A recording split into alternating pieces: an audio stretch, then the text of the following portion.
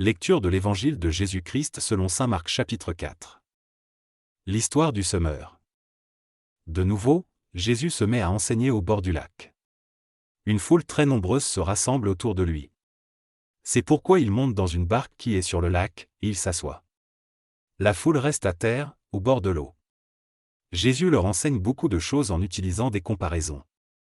Dans son enseignement, il leur dit, « Écoutez. Le semeur va au champ pour semer. Pendant qu'il sème, une partie des graines tombe au bord du chemin. Les oiseaux viennent et ils mangent tout. Une autre partie des graines tombe dans les pierres, là où il n'y a pas beaucoup de terre. Elles poussent tout de suite, parce que la terre n'est pas profonde. Mais, quand le soleil est très chaud, il brûle les petites plantes. Et elles sèchent, parce qu'elles n'ont pas de racines. Une autre partie des graines tombe au milieu des plantes épineuses. Ces plantes poussent et étouffent les graines. Alors celles-ci ne donnent rien. Une autre partie des graines tombe dans la bonne terre.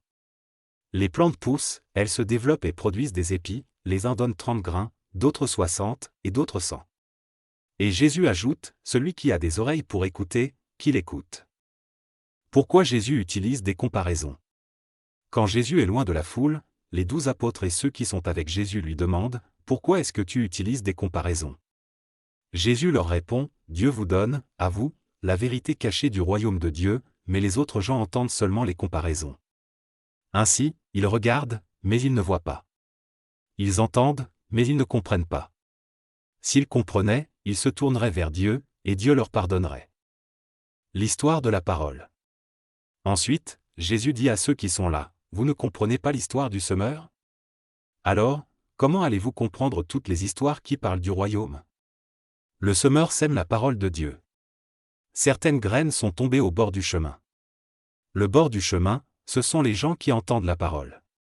Mais Satan arrive tout de suite et il enlève la parole semée dans leur cœur.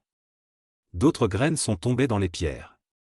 Le sol plein de pierres, ce sont les gens qui entendent la parole, et qui la reçoivent aussitôt avec joie. Mais la parole n'a pas de racine en eux, ils changent facilement d'avis. Ensuite, quand il y a une difficulté, ou quand on veut les faire souffrir à cause de la parole, ils abandonnent tout de suite. D'autres graines sont tombées au milieu des plantes épineuses. Le sol couvert de plantes épineuses, ce sont les gens qui entendent la parole, mais qui s'inquiètent pour les choses de ce monde. Ils cherchent de fausses richesses et ils ont beaucoup d'autres désirs.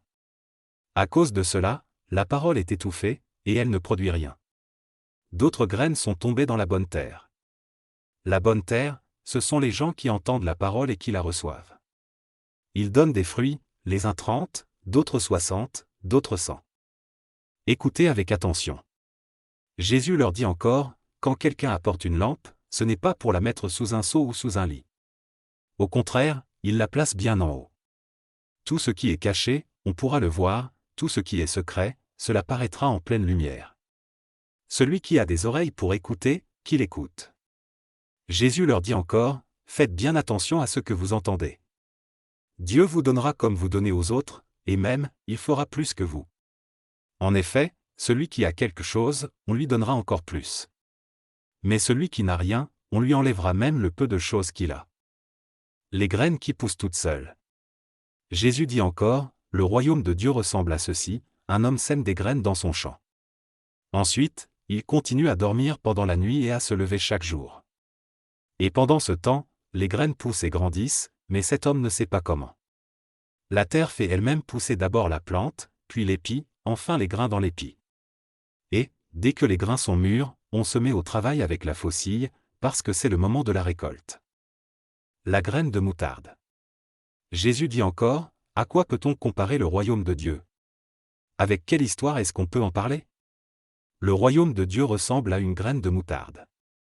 Quand on la sème dans la terre, c'est la plus petite de toutes les graines du monde. Mais ensuite, elle pousse et elle devient la plus grande de toutes les plantes. Elle a des branches si grandes que les oiseaux peuvent faire leur nid sous son ombre.